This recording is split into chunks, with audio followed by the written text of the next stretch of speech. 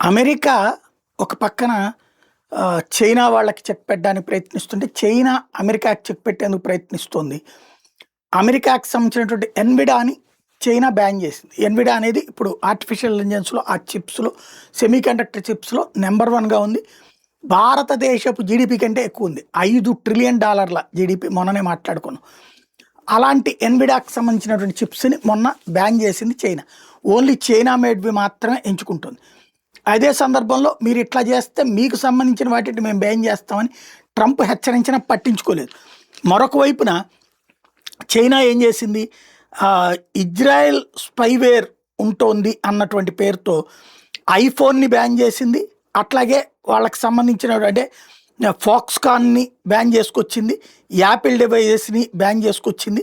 ఇవన్నింటినీ ఆపేస్తే ఇప్పుడు అది కాస్త ఐఫోన్లు తర్వాత ఈ యాపిల్కి సంబంధించినటువంటి డివైజెస్ని బ్యాన్ చేసినటువంటి సందర్భంలో దాని బాటలోనే ఇరాన్ ప్రయాణిస్తుంది, టర్కీ ప్రయాణిస్తుంది, రష్యా ప్రయాణిస్తుంది. అంటే వివిధ దేశాలు ఇప్పుడు ఒక అమెరికా వ్యతిరేకంగా ఇదివరకు ఒక రష్యా ఉంటే ఇప్పుడు పలు దేశాలు సంఘటితం అవుతున్నాయి.